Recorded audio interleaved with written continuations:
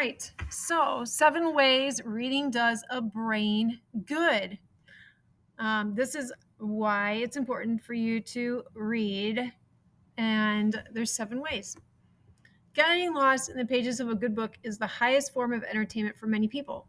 If you're a big reader, you probably already know how easy it is to lose all sense of time when absorbed in an exciting story.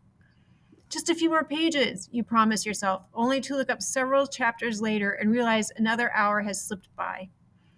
Reading might provide a great way to relax and stay up well past your bedtime, but books offer more than a pleasant diversion.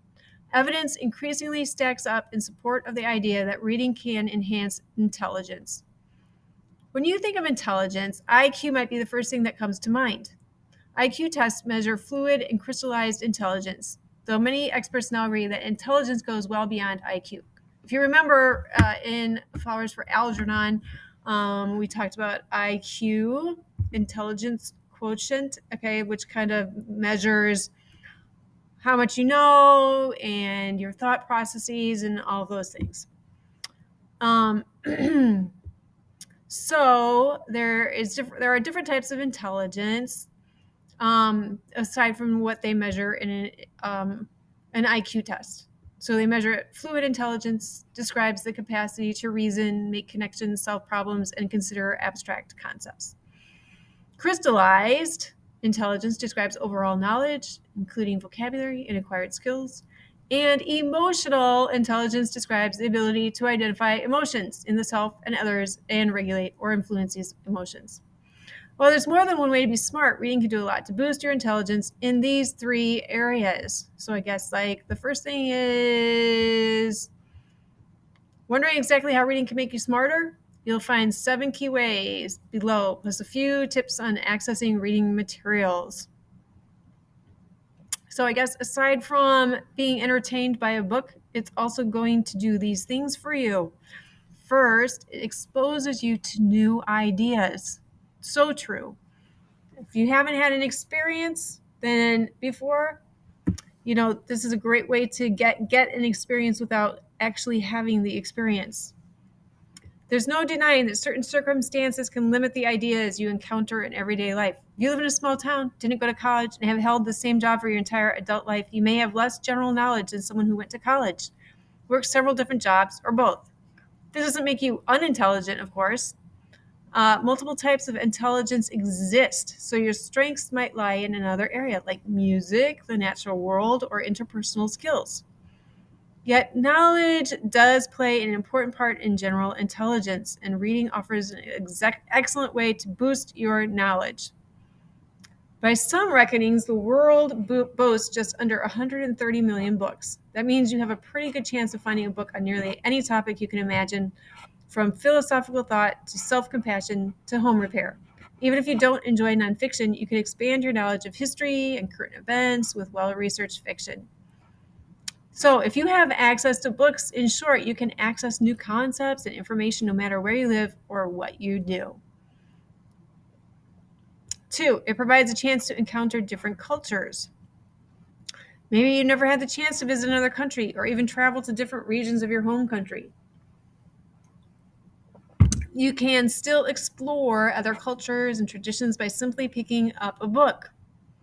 Reading creates the opportunity to connect with characters or real people who have very different life experiences.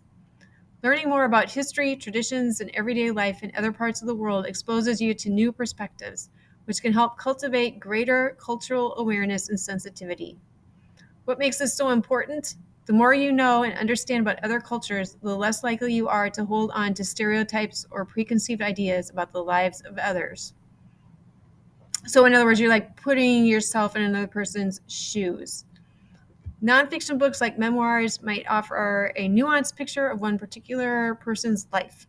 The Broken Circle, for example, details Angela Ahmadi's turbulent escape from Afghanistan during the 1980 Soviet invasion and the sharp contrast in her life before and after. But fiction can also portray the complexities of society and culture. So here's an example of these 2 different books: Winter Counts, Convenience Store Woman, which you might be interested in reading. When seeking out books about different cultures, look for books written by someone who belongs to a particular culture over those written by outsiders. So there you go. Okay. Books can also help you work towards anti-racism. Check out our reading list for recommendations. So if you probably have access to this, yes. Yep, you can go in there and read some of these awesome resources. 3, it can boost empathy. Empathy is like putting yourself in another person's position and trying to understand it. When you recall your last English or literature class, you probably remember a few deep and meaningful literary works, some more interesting and relevant than others. No matter how you felt about these assigned books, simply reading them may have had some positive effects on your ability to empathize or understand the emotions. So empathize, here the whoever wrote this is giving you a synonym for empathize, or actually a definition. Understand the emotions and perspectives of other people.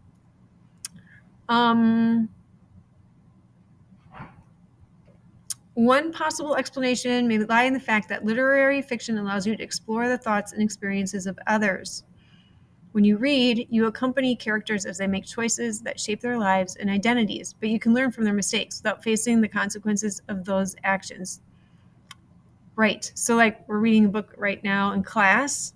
So, a good idea probably wouldn't be to skip an event for graduation and go and hang out on a mountain. Reading offers a safe way to explore actions and consequences and gain experience that helps strengthen your character. The more you read, the more insight and understanding you're likely to gain. Number 4, it can improve your vocabulary. Vocabulary and verbal skills fall under the umbrella of general intelligence. You're bound to encounter new words each time you open a book. As your eyes move across the page, you aren't just picking up new vocabulary. You're also learning to decipher the meaning of any words you don't recognize through context clues. This skill can boost language abilities, certainly, but it can also factor into your ability to problem solve in other areas of life. So remember, with context clues, you have to read around a word you don't know, but you also have to think about what's the title.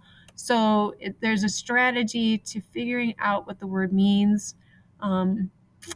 Final resort is to look it up.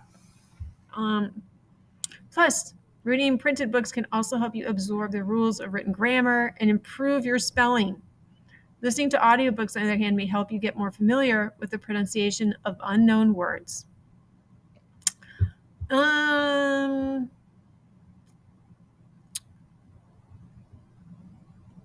So I think this is basically telling you that you should you can listen to audiobooks.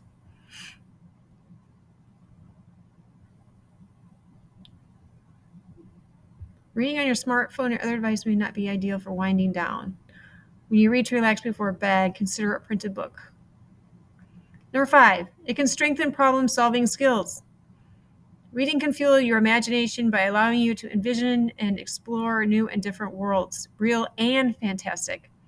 An expanded imagination can, in turn, boost creativity, making it easier to find new and unique solutions to the challenges that come up in everyday life. Nonfiction works like self-help books and how-to manuals offer a relatively straightforward approach to solving problems. But it's also worth considering the connections you can draw between fiction and your own life when following beloved characters through various issues, including relationship challenges or family problems at school, work, or with friends, physical or mental health conditions, complex, serious concerns like bullying, homophobia, or racism. You may not always get the right answer on the first try. Still, the imagination and creativity you might develop through reading can help you brainstorm new ideas for solutions that support your needs and those of the people you love. 6, it can improve brain health. Ooh, I need that. Books put knowledge directly into your hands. Yet all the knowledge in the world may have little benefit when you have trouble remembering or processing new information. Reading can make a difference here too. The act of reading activates multiple areas of the brain and can increase connectivity in the brain over time.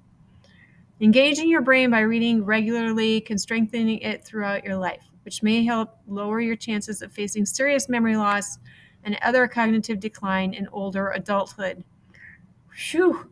I hope that's true. I read a lot. I hope it helps me with my memory.